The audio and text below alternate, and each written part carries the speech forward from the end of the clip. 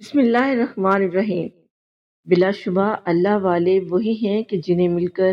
اللہ یاد آ جائے، اور بے شک یہ ہماری ہی تلاش ختم ہو چکی ہے، ورنہ اللہ والے تو آج بھی موجود ہیں۔ یہ کہانی ہمارے ایک استاد صاحب نے کچھ یوں بیان کی۔ تو دوستو، ادھر گاڑی موٹر وے پر چڑھی تو ادھر میں نے بابوں میں بیٹھ بیٹھ کر خود بھی بابے ہو چکے کرنل زبیر سے پوچھا، حافظ صاحب سے آپ کی پہلی ملاقات کب اور کیسے ہوئی؟ چند لمحے سوچنے کے بعد کرنل صاحب بولے، ان سے میری پہلی ملاقات سن 2002 میں ہوئی۔ دراصل میرے ایک عزیز کے اپنی بیٹی کی وجہ سے گھریلو حالات خراب ہو گئے تھے، اور مختلف جگہوں سے دینی و دنیاوی علاج کرواتے ہوئے فیصل آباد کے ایک دوست کے بتانے پر میں اس عزیز کو لے کر جھنگ گیا۔ ہم حافظ صاحب سے ملے،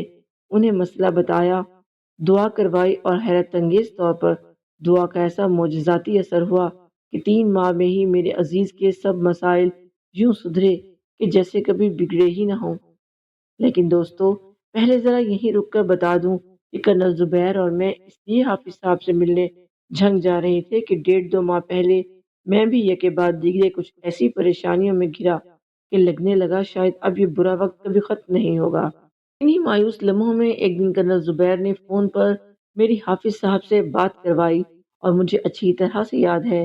کہ میری بات سن کر حافظ صاحب نے کہا تھا کہ ویسے تو میں بھی آپ کے لیے اللہ تعالیٰ سے گریہ زاری کروں گا، لیکن ایک تسبیح پڑھنے کے لیے دے رہا ہوں۔ فجر کی نماز کے بعد پڑھیں اور ہر تیسرے چوتھے روز صدقہ دے دیا کریں۔ میں نے یہ تسبیح شروع کی، اور جب حیرت انگیز طور پر 8-10 دنوں میں ہی سب الجھنیں سلجھ گئیں تو میں نے حافظ صاحب سے ملنے کا پروگرام بنایا، اور یوں اس وقت میں اور کرنل زبیر حافظ صاحب سے ملنے جھنگ جا رہے تھے۔ یہیں لگے ہاتھ مختصر سا تعارف حافظ صاحب کا بھی۔ بقول کرنل زبیر، سر تا پاؤں اللہ لوگ حافظ عبدالحق کا مقصد حیات خدا کی خوشنودی اور مخلوق خدا کی بھلائی، روحانی طور پر خواتین سے نہ ملنے، جھنگ شہر نہ چھوڑنے، سفر ہمیشہ پیدل کرنے، اور زیادہ وقت تنہائی میں رہ کر عبادت کرنے والے حافظ صاحب صرف وہ 2 دن چھوڑ کر کہ جب شرن روزہ رکھنا جائز نہیں، باقی سال بھر روزے رکھتے۔ ان کا روزانہ کا یہ معمول کہ جھنگ شہر کی ایک مسجد میں عشاء کی نماز پڑھا کر اور چند گز کے فاصلے پر ایک گھر میں ملک بھر سے آئے لوگوں سے مل کر پھر 8-10 کلومیٹر پیدل چل کر دریا کے کنارے اپنے روحانی ڈیرے پر جا کر رات بھر عبادت کرتے، پھر وہاں سے ظہر کی نماز کے بعد 8-10 کلومیٹر پیدل چل کر عصر تک اپنے گھر پہنچتے، اور یہاں عصر کی نماز پڑھ کر گھنٹہ سوا گھنٹہ ٹیلی فون پر لوگوں کے مسائل سنتے اور انہیں روحانی علاج بتاتے، اور پھر روزہ افطار کرنے اور مغرب پڑھنے کے بعد 5-7 کلومیٹر پیدل چل کر شہر کی مسجد میں عشاء کی نماز پڑھانے آتے۔ ہم وقت اور سفر کا اندازہ لگا کر کچھ ایسے اسلام آباد سے جنگ کے لیے روانہ ہوئے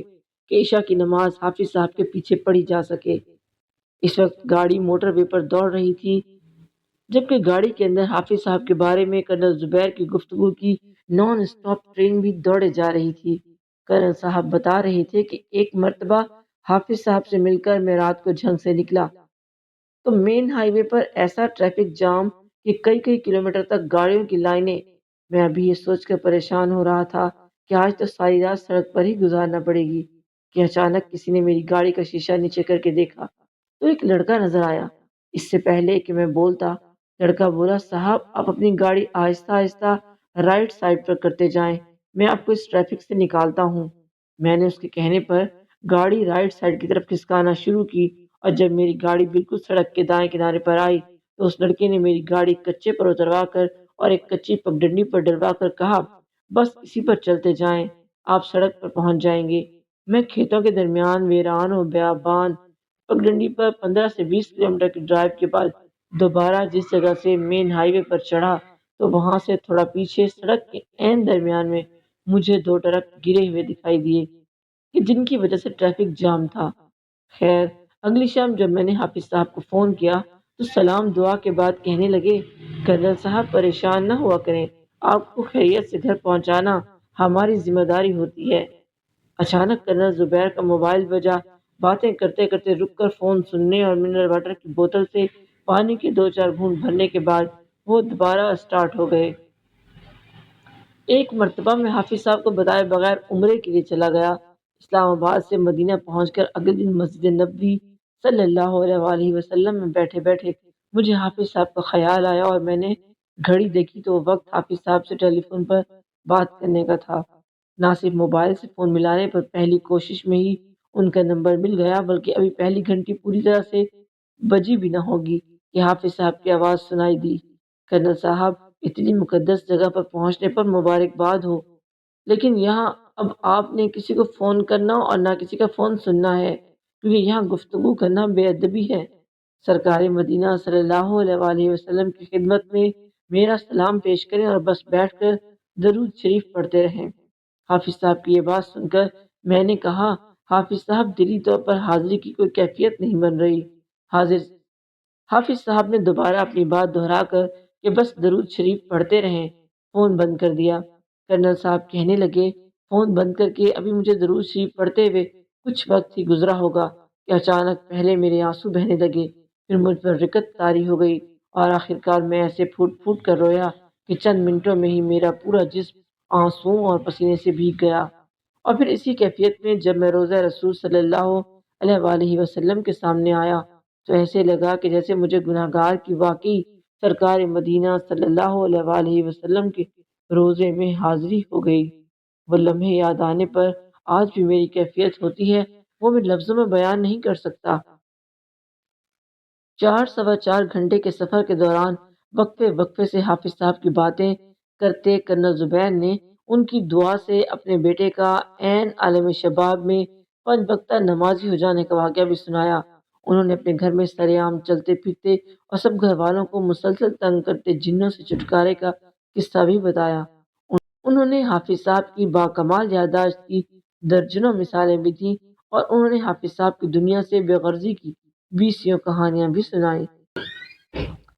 کرنل صاحب کی باتیں تو شاید ختم نہ ہوتی، مگر ہمارا سفر ختم ہوا اور پھر دوستو جب ہم بنا پلستر کے پکی اینٹوں والے کشادہ صحن اور خالصتاً دیہی سٹائل میں بنی مسجد کے برآمدے میں لوہے کے لمبے پائپ کے ساتھ لگی ٹوٹیوں سے وضو کر چکے، جب ہم کہیں اندھیرے اور کہیں ہلکی ہلکی روشنی والی مسجد کے صحن میں بچھی صف پر نفل پڑھ چکے، جب مسجد کے نسبتاً باریک کونے میں کھڑے ہو کر ایک ادھیڑ عمر شخص خالصتاً دیہاتی انداز میں اذان دے چکا، جب 5 7 منٹوں کے بعد